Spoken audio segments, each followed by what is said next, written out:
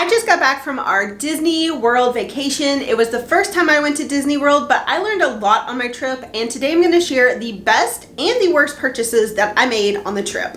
We went for 8 days and 8 nights. We had a family of 4, me, my husband, and my 2 kids, 5 and 2, and honestly, we spent a ton of money. But some of those things were definitely worth it, and others I wish we had saved our money and just cut it out. So today I'm going to share the best purchases I made and then the worst ones I made. Let's start with the best. Some of these are going to be subjective and won't apply to you, but for us, for our family, they were essential. And the first one that we did was a stroller rental. We have 2 kids and we only have a single stroller because my 5-year-old no longer needs a stroller. However, at Disney World, she needed a stroller, and having a double stroller there for both of my kids was amazing. We rented it from a third-party company who dropped it off at our hotel and picked it up at our hotel, which was amazing. We never saw them. We never had to do anything besides go to bell service, tell them our names, and leave the stroller or pick it up. It was really, really easy, and it was only $105 with a discount from an influencer. So I got a great deal for a week of a stroller. So worth it. It was only $105, and for 8 days where we used it every day to carry our stuff, to carry our kids all around the parks, 100% worth it. Honestly, even without kids, having a stroller would be amazing because you can just push your stuff around. It was really, really worth it. Another thing that was definitely worth the money for us was refillable items. So basically we had 2 refillable items that we picked up at Disney World that we purchased and then refilled over and over for a discount. It was a popcorn bucket, and in the parks, every time you get a refill in your bucket, it's $2. My kids love popcorn. My husband loves popcorn. I even eat it sometimes. So it was a great snack. It was probably the cheapest snack we really could have done, and we got a new refill almost every day, and then my kids loved the bucket, carrying it around, and my husband uses it now that we're back. He's definitely had popcorn multiple nights in a row with the bucket from Disney World. So it was a great purchase. It was both a souvenir and a really useful tool while we were there to get a cheaper snack. Similar to that was the refillable resort mug. So we did stay in a Disney resort on property, and we purchased a mug there where we could refill it as much as we wanted at the resorts. This was really, really useful because my husband loves Diet Coke and Diet Dr. Pepper, so he refilled it pretty often and had to drink whenever he wanted, but didn't have to pay the price every single time. That saved us a ton of money. It also was really useful when sometimes we would refill it and put in like Powerade or something for us or for the kids. So we got a lot of use out of that one purchase, and then he's brought it home and again is using it every single day since we've been home because he loves it and it reminds him of Disney World. So the souvenir plus having it refillable at the parks or at the resort was a big win for us and something I definitely felt was worth the money. For me, one of the best purchases I made was the souvenirs that I chose to buy. I really did not purchase many items while I was there, but I did get a couple that I really loved. The first thing I got was this little Snow White tray where I can put in a flower pot, and I got it at the Epcot Flower and Garden Festival, and it says 2023.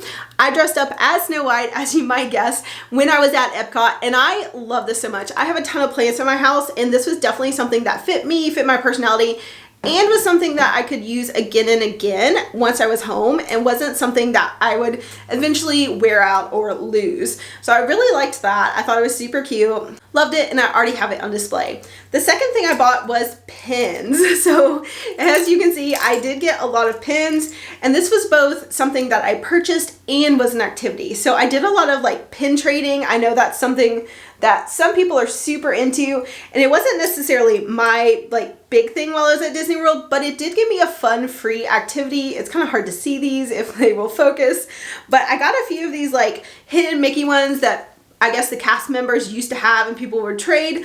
So basically I bought a few specific pins that I really liked that fit basically the themes and outfits that I wore.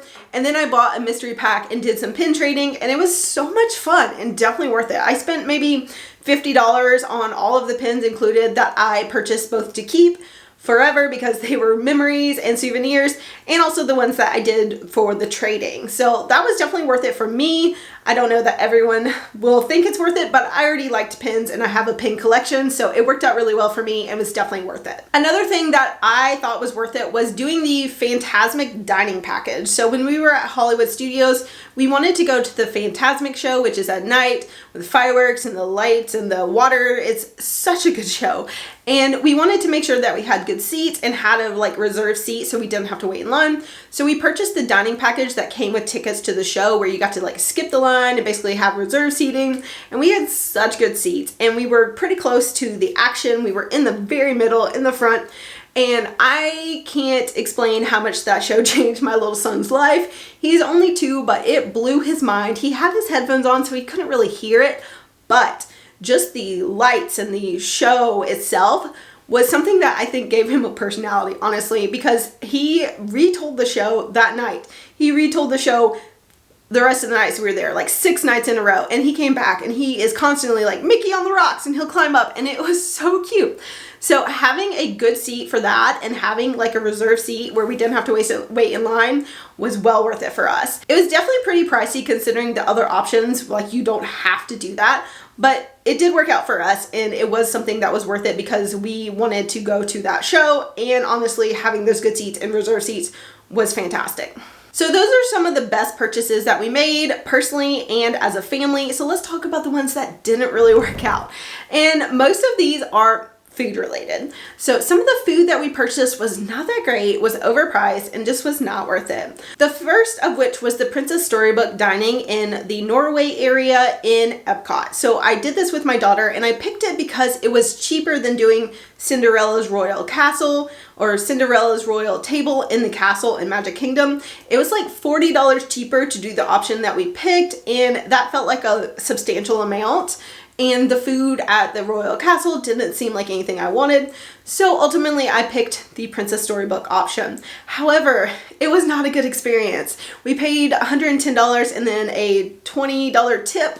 And our food was kind of cold, and it felt like they had forgotten us because we waited outside, even though we had a reservation, and we waited outside till everyone had gone in, and I had to ask about our reservation, and they were like, oh, we'll go check on that. And then they put us at a random table and tried to explain it away. It was just a weird, not great experience, and the food was not good. It was very mediocre. Let's just say that. It wasn't bad. It didn't make us sick. It wasn't anything like that, but it was just very mediocre for $110. My daughter did love the princesses, but we also met the princesses at Magic Kingdom doing a lightning lane in the castle, and she loved that just as much. So we could have skipped the meal. However, at the time, I didn't know that, so now I know, and it was definitely not the best use of our money. Similar, we did the Hollywood and Vine character dining for the lunch, and while my kids really, really loved meeting Mickey, Minnie, and Donald and Goofy and all of them, it was not the best food. My husband didn't like it really at all. I was kind of like meh about it. And my kids didn't eat much at all for how much we spent on them. So overall, it was definitely more money than we should have spent on that meal, especially since we had breakfast at Topolino's Terrace with the same characters, and that food was amazing. Honestly, that should be on my best purchase list because it was so good.